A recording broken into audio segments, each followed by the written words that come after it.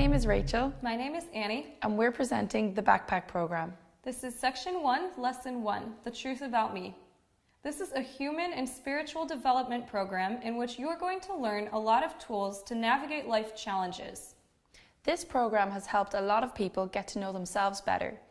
It has helped them get a better handle on their relationships with other people, and it has helped them gain a better and healthier relationship with God. If you let it, it could change your life too. This program is split into 3 sections: relationship with self, relationship with others, and relationship with God. We'll start this first section by looking at the truth about you. So what is the truth about you? To start with, you are a good person and you were created to do good things. We will always make mistakes and we will always have struggles, but nevertheless, you are a good person and you were created to do good things. Take a look at the exercise in your workbook on page 3. There are 2 lists of words, and these lists of words represent a pole.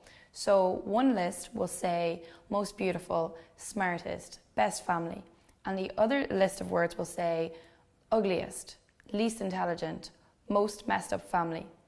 Take a minute and see where you might fit on these scales. Do any of these terms seem true of you? Or do any of these terms seem to be true of other people that you know? Hopefully not. Hopefully you didn't put yourself or anyone else at either end of these poles. Hopefully you recognized that you couldn't possibly be the best or the worst in any of these areas. We hope that you put yourself somewhere in the middle. Some people might be in a habit of thinking of themselves in this way, as either the best or the worst. But as you'll see, this is not a helpful way to view yourself or others, and this is not a true or accurate way to view yourself or others. When we look at other people in this black and white way of thinking as either all good or all bad, or the best or the worst, this is called dualistic thinking. We'll talk more about dualistic thinking in Lesson 5. The truth about us, all of us, is much broader and bigger and more exciting than these narrow categories. It's impossible to place ourselves as the most beautiful, the ugliest, the smartest, or any other words that you'll see on page 3 of your workbook. We shouldn't try to fit ourselves on these scales. And yet, as we can see from the rating exercise, we live in a society that constantly rates us, tells us to rate other people, and tries to fit all of us into tidy little boxes that none of us really belong in. When we only look at a person for the way they dress or how they look, we're not recognizing their full value as a human person. This is called objectification. Objectification is when you treat someone like an object or you turn somebody into an object. But people are not objects, they're people. Each person has inherent dignity and they are unique and special. We should all treat each other with respect because we are dignified people. We all know this to be true when we think of our favorite people or when we think of ourselves. This might sound easy to write off or dismiss because it's hard to recognize it when we are so immersed in a societal way of thinking about people. But in reality, we are surrounded by objectification. For example, fashion magazines focus only on one aspect of a person. Maybe it is their weight, or the way that they dress, or a relationship that could be falling apart. Magazines and other things that are full of objectification teach us to be judgmental and to look at a person as an object. One scientific study showed that young girls, 3 out of 4 young girls, felt shameful and guilty after 5 minutes of reading a fashion magazine. This societal habit of objectifying people teaches us to be very judgmental and critical, and it teaches us to rate people in a very unhealthy way. However, we are presenting a different way of thinking about people in this program.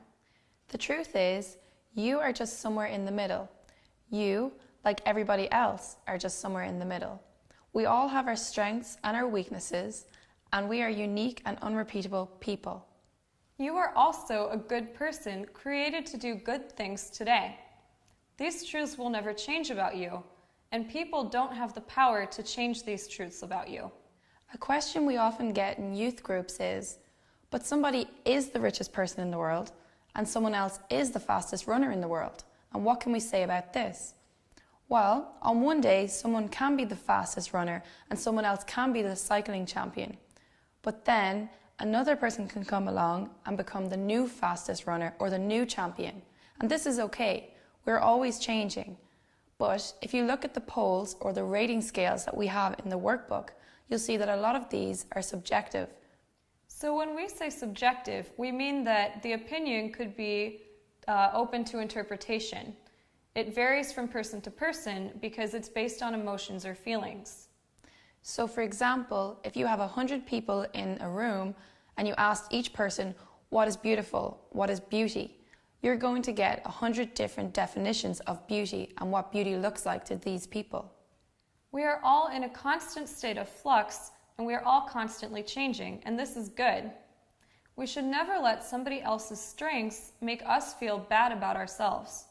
Also, when it comes to people with specific skills or talents, like a football player, we should not look at them just for their talent alone. Instead, we should look at them as the whole person and not compare ourselves to their talents and their skills. Keeping all this in mind, we want to help you to learn how to positively contemplate yourself and positively contemplate others. Now we're going to do an exercise called Where Am I Going? This exercise will help you to positively contemplate yourself and where you want to be in 5 years' time. You're going to answer questions such as, what will help me achieve my goals? And what will hinder me from achieving my goals? Take a few minutes and really give this some thought. The next exercise is called 10 Things I Like About Me. Take a look at the list of characteristics on the page. Circle 4 of the characteristics that you think you have and that you really like about yourself. Then put a box around 4 more traits that you think you have at least a little bit of and that you also like. Then underline 4 of the traits that you think that you would like to have in the future. Write down all of these words in the spaces provided. Now you have a good working list of characteristics that you possess and that you want to possess in the future. This is excellent. By doing this exercise, you have proved to yourself 2 things. The first thing that you can know from this exercise is that there are definitely things that you like about yourself right now. The second thing that you can know from this exercise is that there are characteristics that you want to develop and there are things that you want to improve on. This is a really great start in positive self-contemplation. The goal is to get you thinking about yourselves in a friendly, open way, in truth and in love. Identifying some of our strengths and some traits that we would like to develop helps us to have a better relationship with ourselves. Jesus calls us to love our neighbour as ourselves. It is very important for us to love ourselves. But how can we love ourselves if we don't even like ourselves?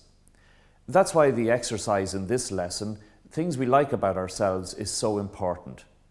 Liking ourselves is the first step towards loving ourselves. So hopefully in lesson 1, you've determined that there are some wonderful qualities that you have and things that you like about yourself. This is very important for you to remember. Also, I hope that you will have absorbed the ability to ponder, which means to think deeply.